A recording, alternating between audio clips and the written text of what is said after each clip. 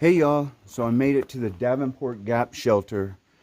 So I didn't record a lot today. There's two reasons why.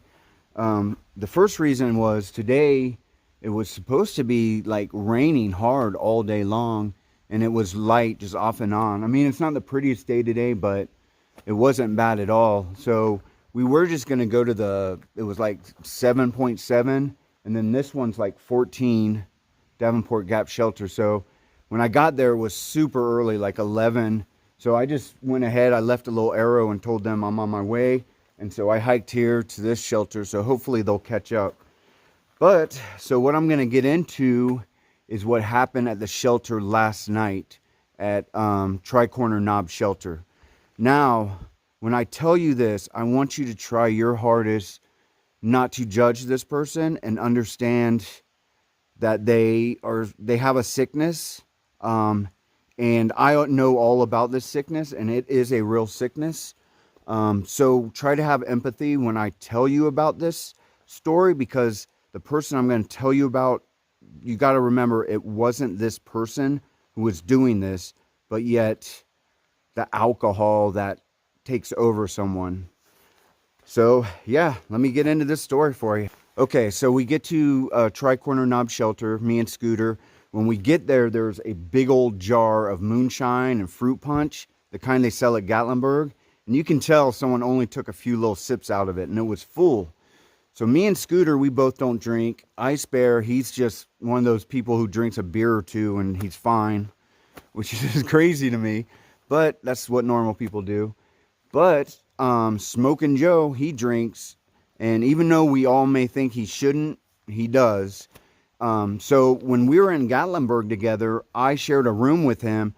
Matter of fact, when we were in Gatlinburg, I treated him to everything because he gets a check from, I don't know, from the government or something every now and then, like once a month. But for the most part, the dude doesn't have a lot of money, so we were just helping him out.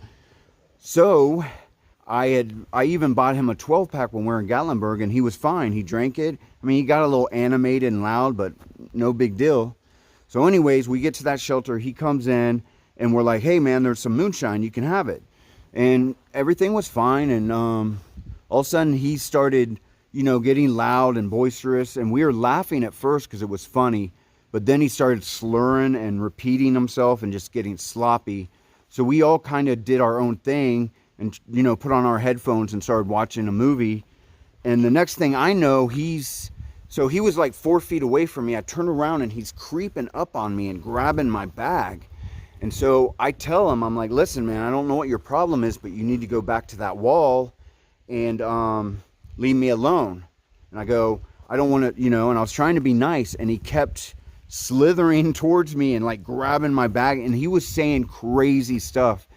So I finally was like, listen, man, I'm going to move downstairs. If I wake up and you're next to me, there's going to be trouble, because I'm not talking no more. I'm done talking.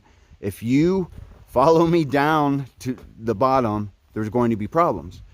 So he stayed up top. I went down, and I had my headphones on, but you could tell him he was threatening me, just going crazy. Now remember, this isn't Joe. This is the demon that took him over when he started drinking. And trust me, man, trust me, it's the typical, Dr. Jekyll, Mr. Hyde. So anyways, I went down, and I was almost asleep, and all of a sudden I hear a plop on the ground, and then I hear him going, if I come over there and touch you, are you going to get mad? And so I wake up, I see him down on the ground coming towards me, and I warned him. So at this point, words were not enough. We're not getting through to him. And I know drunk people, the only way they understand anything is, you know what. And so I had no choice. I had to rough him up, man. And I didn't want to. I feel horrible about it. That's not me. That person I have put in a box. And it took me a lot of therapy and a lot of stuff to keep that guy in the box. But after a certain point when I feel threatened, that dude comes out on his own. And he's a finisher. That's all I can say, man. I call him the Sandman. But unfortunately, that had to happen last night. And after I did that, it shut him up. And he started up one more time, and then I threatened to come down there and drag him into the woods, and then he shut up and finally went to sleep.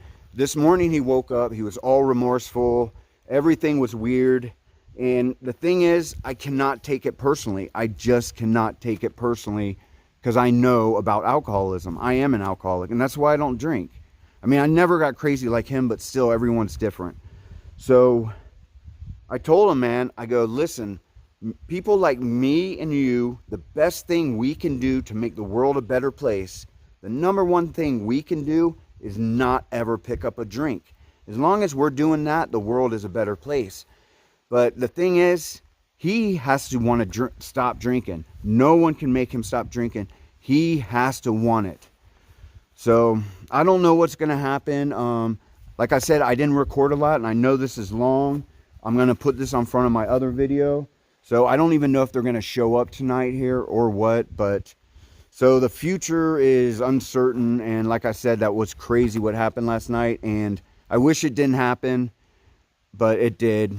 And it's reality, and now we have to face it and accept it. So if they get here, we'll probably talk about it. If not, I don't know. But either way, I am going to go into the cage and change and then call it a day. And I will have a full video tomorrow. So I will talk with y'all in the morning. All right.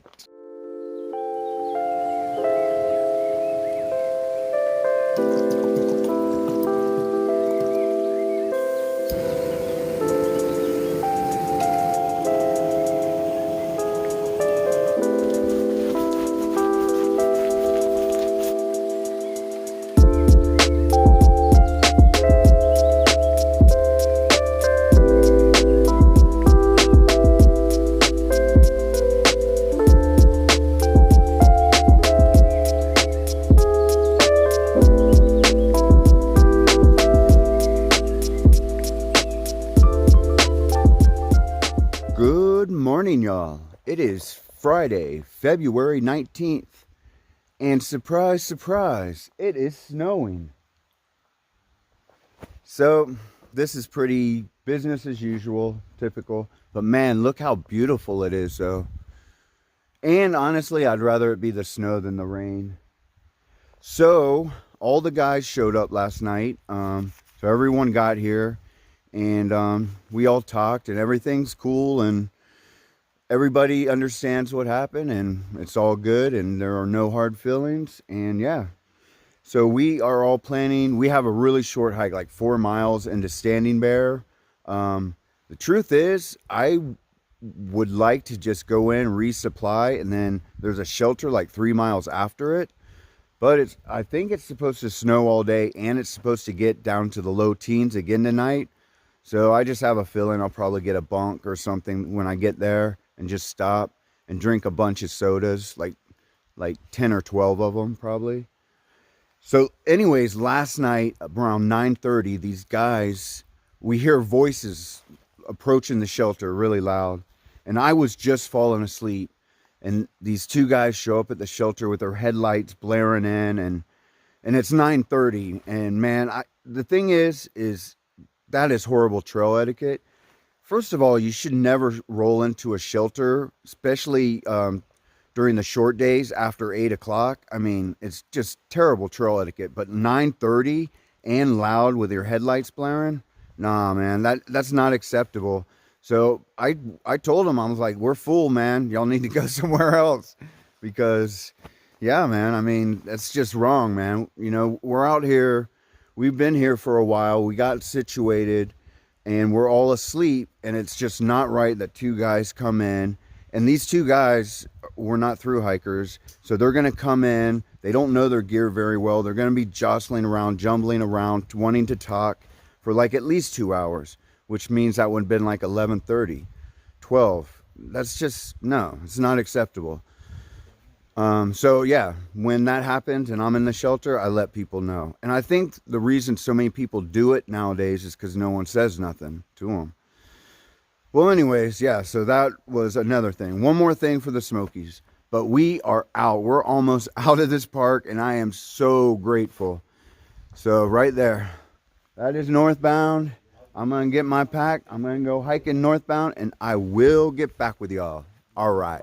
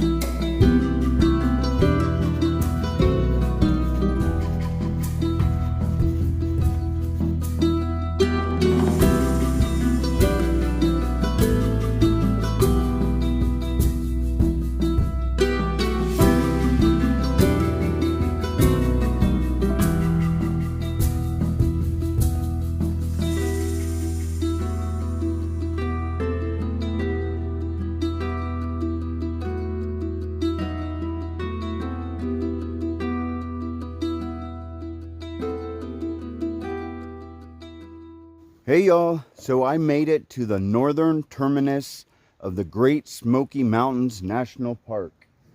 And if you're a SOBO, that's where you would put in your permits. So man, the Smokies, I am done.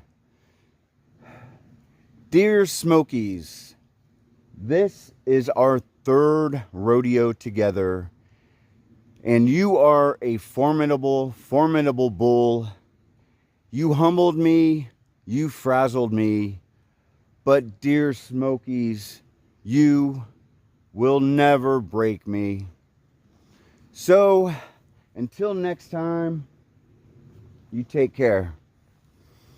Yep, so off to Standing Bear now. Yep, I guess I will get back with y'all when I get there. All right.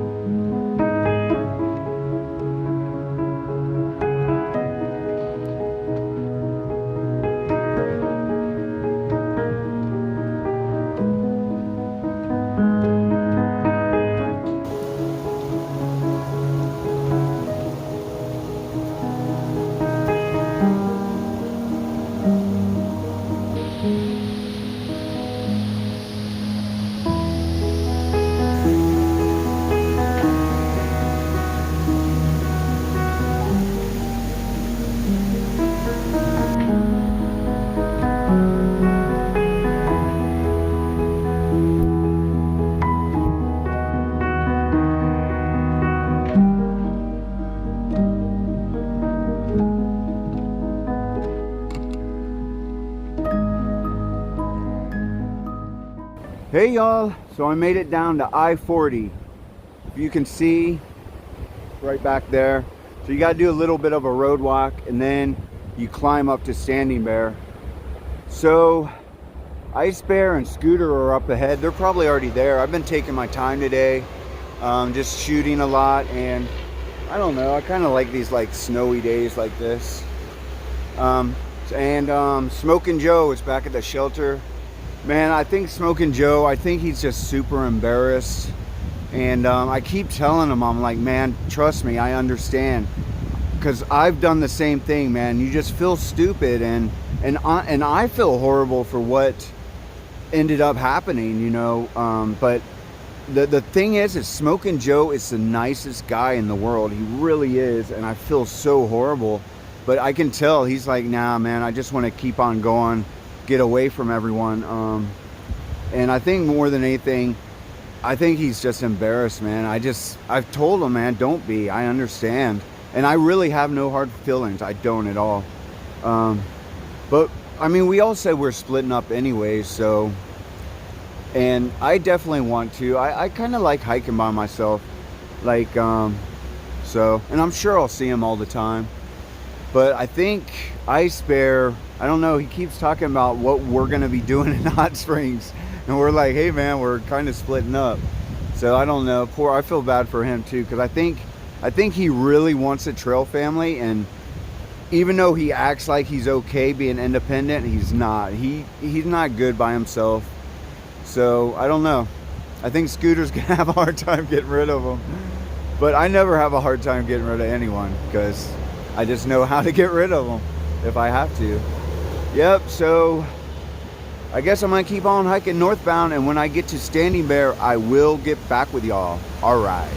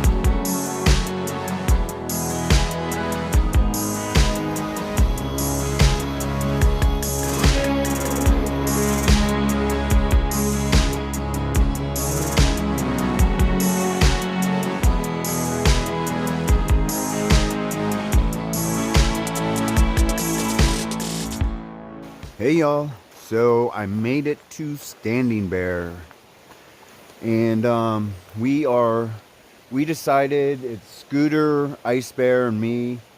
We decided to just get that cabin. I'll show you the inside because it's $35 a person if we split it. I think the total comes to, so we just decided, because the treehouse, the single rooms are $40, and then the bunk, I didn't even ask the bunk because the bunkhouse right now, no one's in it, and there's no heat. So, and there's a wood stove, so you got to get it going. And there's a propane tank in there. So we all just decided to stay in there. Yeah, so I'm getting ready to do some resupply. Smoking Joe, he said he was going to keep on hiking and not come in, and I think he would have been here by now. So I'm pretty sure he's off doing his own thing now. But like I said, we're all eventually gonna. I'm definitely planning on getting out of here tomorrow. I haven't even looked at the weather, but there's the resupply right there. I'll take you in there now and show you that. And then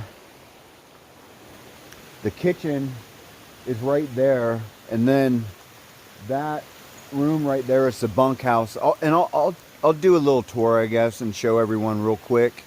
And then that's her house where the owner lives.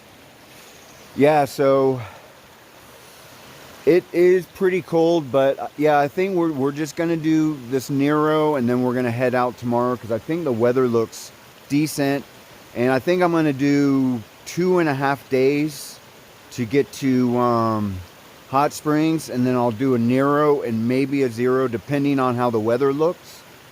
Yeah, and that's the plan so far. All right, I will get back with y'all. So this is the supply room, as you can see. They have lots of stuff, everything probably need, like peanut butter, lots of snacks.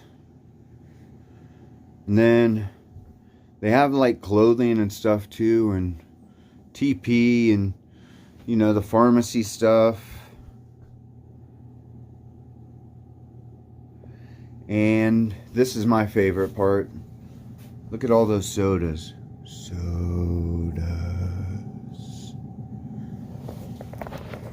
I love the sodas. Yeah, so it's definitely a place where when you come out of the Smokies, you can drop in just for the night, get enough resupply, couple days, 2.5 days, 2 days. You could get to Hot Springs in 2 days. And just enough to get to Hot Springs, and then you can do a full resupply in Hot Springs. Yeah. All right, and so this is a laundry room. It's sink laundry, old school, but there is a dryer, towels to take a hot shower, and loaner clothes.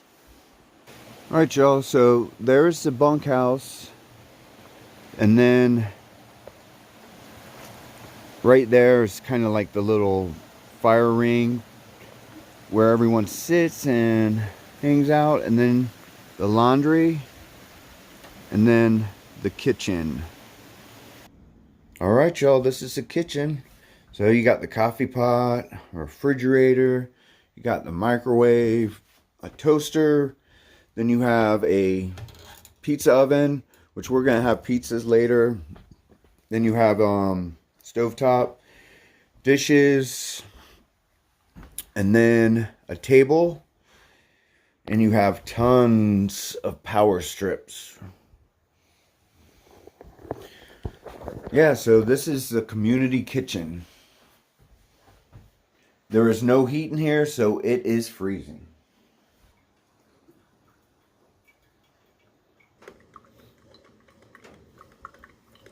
All right, y'all, so this is the bunk room, the porch on it. Has a nice little area to hang out. Let's go in here real quick. It's dark in here. Yeah, it's really dark in here. So you can't really see that good. But it's just tons of 1, 2, 3, 4, 5, 6, 7 bunks. So that's 14 beds in here. And then this is the wood stove. And another bunk. And that leads to that front porch.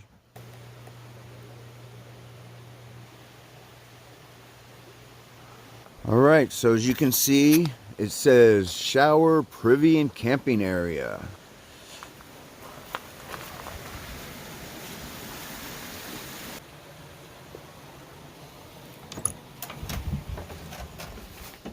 Alright, y'all, so now we're in the shower area.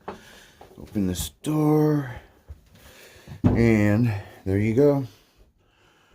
Shower head, pretty nice shower. Mural in here, paint splash, painted this. And there is another one over here, but maybe it's closed for now.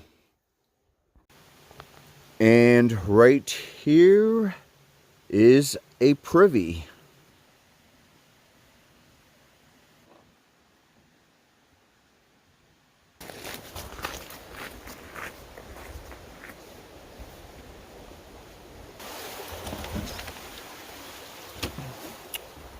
Alright, this is our cabin.